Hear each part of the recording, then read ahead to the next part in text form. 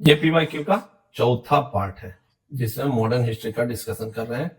तो आज चौथा पार्ट हम शुरू करते हैं। चलिए, पहला क्वेश्चन है कि लॉर्ड कर्जन द्वारा 1905 में किया गया बंगाल विभाजन किस वर्ष रद्द हुआ? तो इसका सही उत्तर हो जाएगा 1911 में। 1911 में लॉर्ड कर्जन द्वारा किया गया बंगाल विभाजन रद्द कर दिया गया था। अगला प्रश्न है, कांग्रेस ने स्वराज प्रस्ताव वर्ष 1905 में पारित किया। प्रस्ताव का उद्देश्य क्या था? तो प्रस्ताव का जो उद्देश्य था वह था स्वशासन सुनिश्चित करना। मुसलमान यदि खुश है और संतुष्ट है तो भारत में ब्रिटिश शक्ति का महत्तम बचाव होगा। यह किसने लिखा? तो इसको लिखने वाला जो था डब्ल्यू डब्ल्यू हंटर इसका सही उत्तर हो जाएगा। अगला प्रश्न है, किस वर्ष हिंदुस्तान रिपब्लिकन एसोसिएशन की स्थापना हुई? तो इसका सही उत्तर हो जाएगा 1924 में हिंदुस्तान रिपब्लिकन एसोसिएशन की स्थापना हुई। बंगाल विभाजन की घोषणा कब की गई? तो बंगाल विभाजन की घोषणा 19 जुलाई 1905 को की गई थी। कर्जन वाइली की हत्या के आरोप में किसे मृत्युदंड दिया गया था? तो इसका सही उत्तर हो जाएगा मदन लाल ढींगरा को कर्जन वाइली की हत्या के आरोप में मृत्युदंड दिया गया था। मॉन्टेग्यू चेम्सफोर्ड की रिपोर्ट किसका आधार बनी? तो मॉन्टेग्यू चेम्सफोर्ड रिपोर्ट भारत सरकार अधिनियम 1919 का आधार बनी। न्यू लैंड फॉर ओल्ड लेख श्रृंखला में सर्वहारा वर्ग के साथ संपर्क से बाहर होने के लिए कांग्रेस की आलोचना की गई थी। इन लेखों का लेखक कौन था?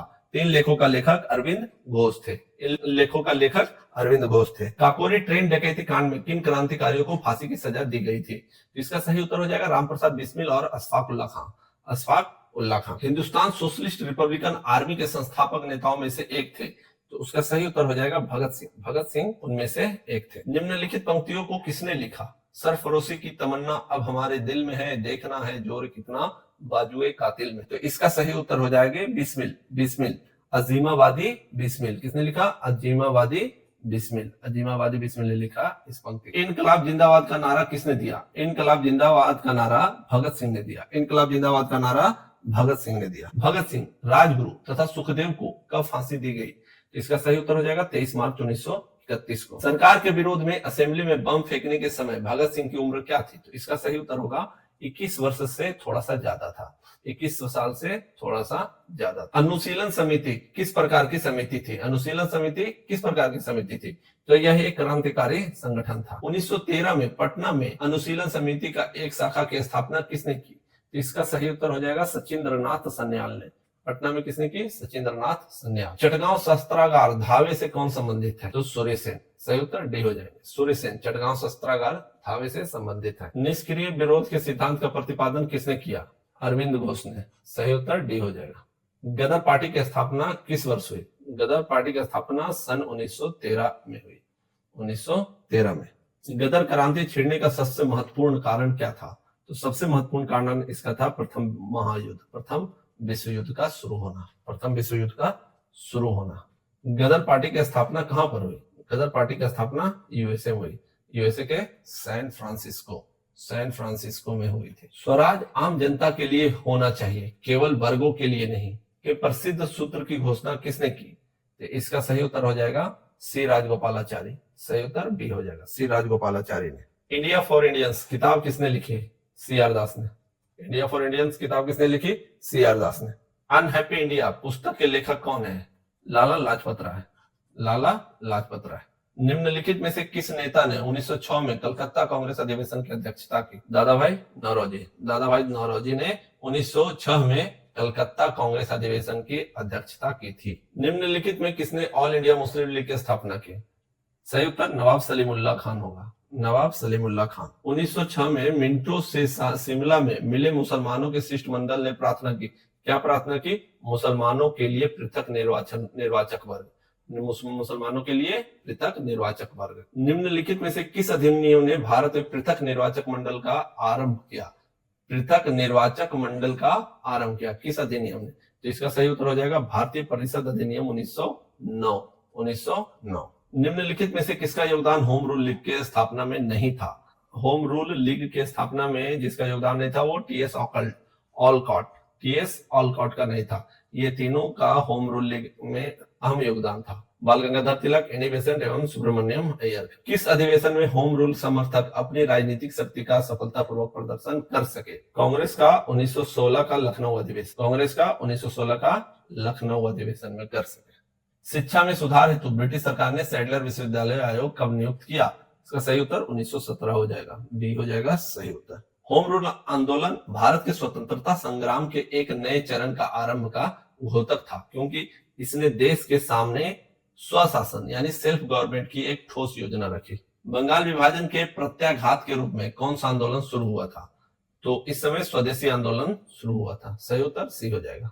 नोआखली काल में महात्मा गांधी के सचिव कौन थे? तो उस समय प्यारेलाल इनके सचिव थे। निम्न में से महात्मा गांधी का भारत में पहला सत्याग्रह कौन सा था? तो भारत में पहला सत्याग्रह चंपारण सत्याग्रह था। महात्मा गांधी का पहला सत्याग्रह चंपारण सत्याग्रह था। निम्न में से किस कॉलेज में गांधी जी ने पढ़ाई की थी? तो सामलदास कॉलेज भावनगर। निम्न में से कौन सा भारत में गांधी जी का प्रथम सत्याग्रह आंदोलन था जिसमें उन्होंने सविनय अवज्ञा का प्रयोग किया? तो इसका सही उत्तर हो जाएगा चंपारण सत्याग्रह, चंपारण। किसने यूरोपियन नील बागान मालिकों द्वारा किसानों के शोषण की तरफ गांधी जी का ध्यान आकर्षित किया? तो इसका सही उत्तर हो जाएगा राजकुमार शुक्ल। राजकुमार शुक्ल ने महात्मा गांधी का ध्यान नील बागान मालिकों द्वारा किसानों का शोषण की तरफ गांधी जी का ध्यान आकर्षित किया। गांधी जी को चंपारण आने का आमंत्रण किसने दिया था? राजकुमार शुक्ल ने। राजकुमार शुक्ल ने। गांधी जी द्वारा भारत में पहली बार सत्याग्रह आंदोलन बिहार में कहां प्रारंभ किया गया? चंपारण में। बिहार के कौन से स्थान में गांधी जी ने अपना प्रथम सत्याग्रह किया? चंपारण में। चंपारण नील आंदोलन के राष्ट्रीय नेता कौन थे? महात्मा गांधी। प्रसिद्ध नाटक नील दर्पण जिसमें इंडिगो की खेती करने वाले किसानों को दमन का चित्रण किया गया की रचना किसने की? दीनबंधु मित्र ने। सही उत्तर डी हो जाएगा, दीनबंधु मित्र ने। नील दर्पण की रचना किसने की? दीनबंधु मित्र ने। निम्नलिखित में से किस सत्याग्रह आंदोलन में गांधी जी ने प्रत्यक्ष रूप से भाग नहीं लिया? तो वो था वाइकोम सत्याग्रह। वाइकोम सत्याग्रह में गांधी जी ने प्रत्यक्ष रूप से भाग नहीं लिया।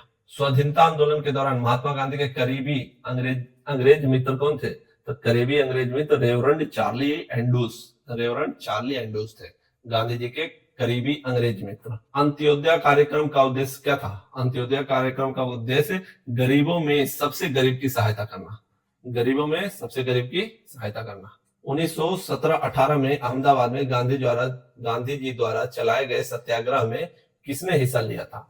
तो औद्योगिक कर्मी ने हिस्सा लिया था। निम्न उद्योगपति में से कौन से व्यक्ति लंबे समय तक एआईसीसी के खजांची रहे तथा सन 1930 में जेल भी गए? तो इसका सही उत्तर हो जाएगा जमनालाल बजाज। जमनालाल बजाज। गांधी जी का चंपारण सत्याग्रह किससे जुड़ा था? तो तीन कठिया व्यवस्था से जुड़ा था। तीन कठिया व्यवस्था से जुड़ा था। बिहार में तीन कठिया पद्धति में नील की खेती के लिए भूमि का कितना भाग अमानत रखा जाता था? तो 3/20 भाग। एक चंपारण आंदोलन से कौन संबंधित नहीं थे? तो चंपारण आंदोलन से राजेंद्र प्रसाद थे, अनुग्रह नारायण सिंह भी थे, जेबी कृपलानी भी थे, जयप्रकाश नारायण नहीं थे। तो इसका सही उत्तर डी हो जाएगा। अखिल भारतीय किसान सभा के प्रथम सत्र की अध्यक्षता किसने की? तो प्रथम सत्र की अध्यक्षता स्वामी सहजानंद ने की। सही उत्तर ए हो जाएगा। बंबई में अखिल भारतीय व्यापार संघ के कांग्रेस की स्थापना कब हुई? तो इसका सही उत्तर हो जाएगा 1920। सन 1920 में हुई। अखिल भारतीय ट्रेड यूनियन के कांग्रेस के प्रथम अध्यक्ष थे लाला लाजपत राय। सही उत्तर डी हो जाएगा। कम्युनिस्ट इंटरनेशनल का सदस्य बनने वाला पहला भारतीय कौन था? एम.एन. रॉय।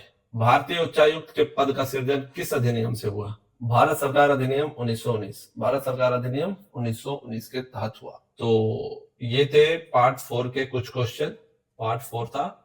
अगला कुछ क्वेश्चन हम पार्ट 5 में डिस्कस करेंगे। Thank you very much.